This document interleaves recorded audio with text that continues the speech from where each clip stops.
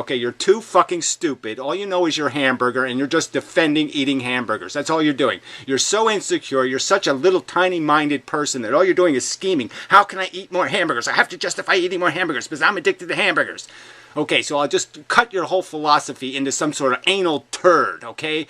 It's just so fucking insulting. So shove that shit up your ass. I am so sick of this bull fucking shit. You can't make a rational argument. You can't explain how evolution isn't a Borg. You can't explain how your fucking imposition of suffering on individuals isn't an obscene fucking arrogance. You can't defend your fucking arrogance. So fuck you in the ass with this goddamn personal shit for brain. You're a fucking dumb, stupid turd and you can't defend it intellectually, so all you do is, as the cheap shotter does, you just keep fucking attacking the messenger, you fucking little weaselly cunt. It's a fallacy, your argument is fallacious, weak, you have a weak, limp argument, okay, and you're defending yourself as, oh no, I'm the strong fake Sagan. No, you're not, you're a weak fucking pussy. I can't help but notice that you seem just a little bit perturbed, Gary. You know, the conventional wisdom when it comes to debates on the internet is that when one party loses their temper or begins making comparisons of the other party to Adolf Hitler, the debate is over. However, far be it from me to, in a troll-like fashion, simply dismiss this debate and declare victory because you're rage-quitting. I think that would be kind of a cheap cop-out if I were to do that.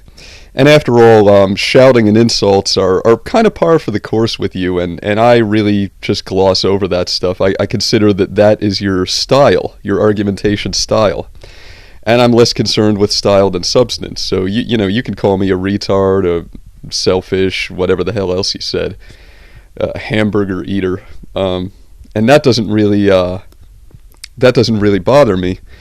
However, you have begun introducing dishonest debate tactics, and that's a little bit more of a problem. It always starts, this is the standard, is the fallacious straw man premise, and therefore the rest of the conversation becomes broken because there's a fallacious straw man premise that I'm supposed to have agreed with that I never agreed to. A straw man fallacy. I don't know about that, Gary.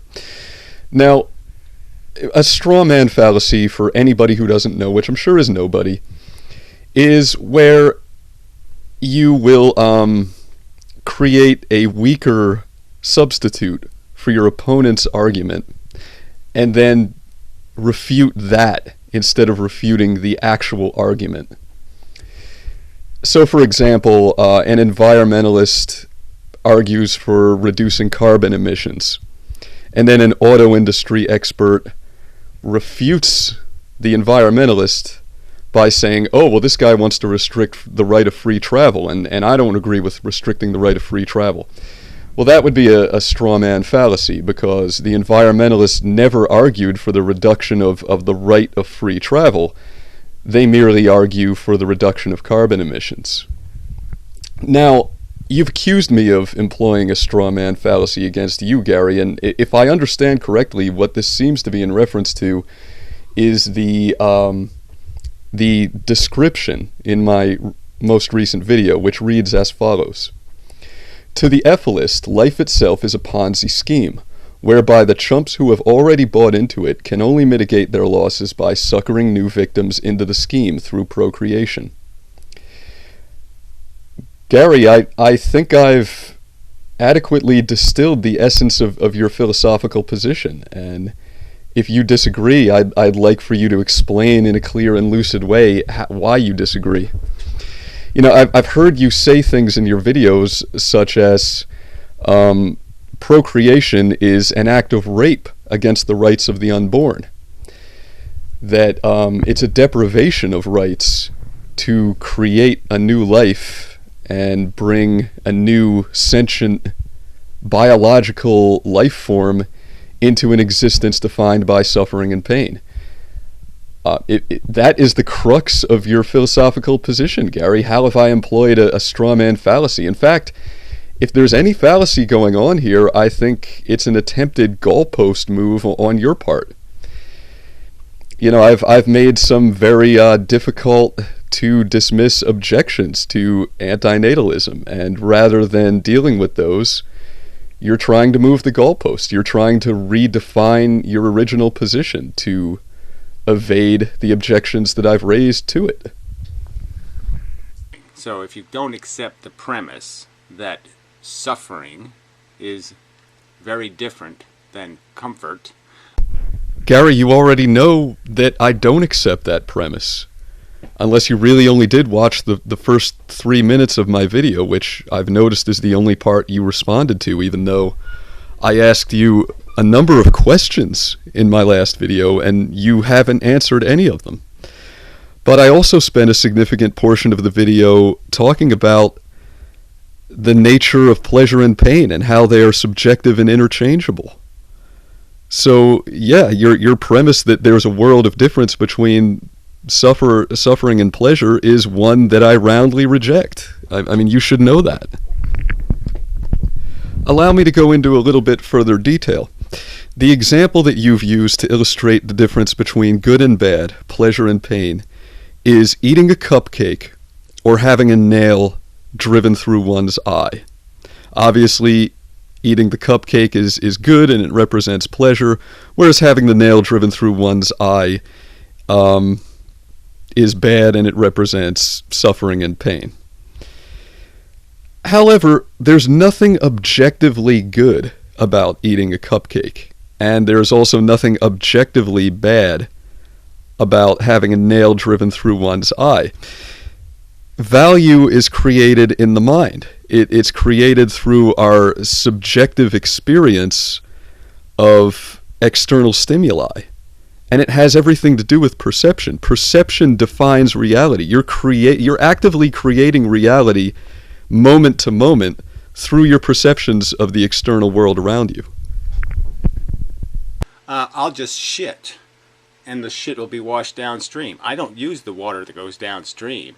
So there's absolutely no reason for me not to just shit in the stream and say, who cares? Doesn't bother me any. That's a future problem. No, that's illogical. I think it's illogical that anybody recognizes the future is going to likely exist, and it's completely dependent on what we have done. Gary, I find it ironic that you accused me of employing a straw man fallacy against you when I didn't, whereas you are attempting to employ one against me by suggesting that I don't acknowledge that the future is going to take place, or that a new human life, which is created, is going to exist at some point in the future. That isn't my argument.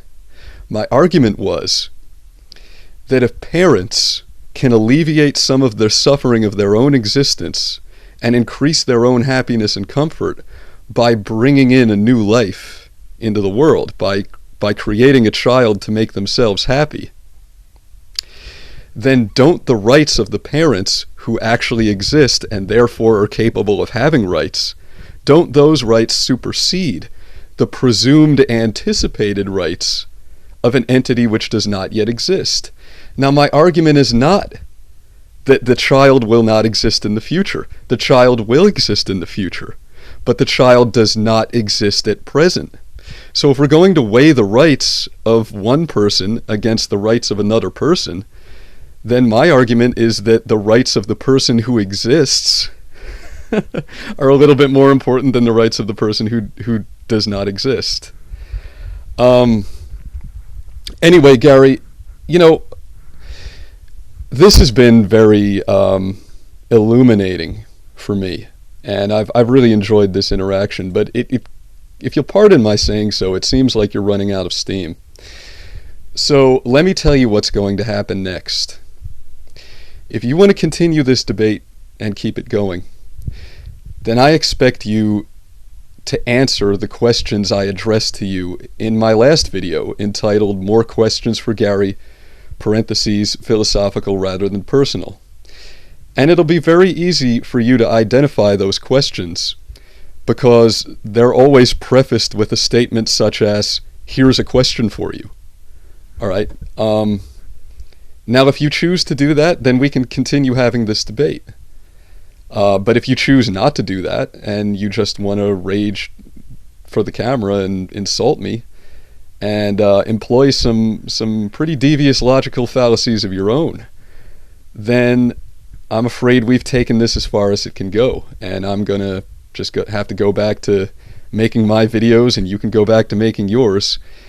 And if that does happen to be the outcome, then I just want to say that I've enjoyed this interaction quite a bit, that you're still a person who I have tremendous respect, admiration, and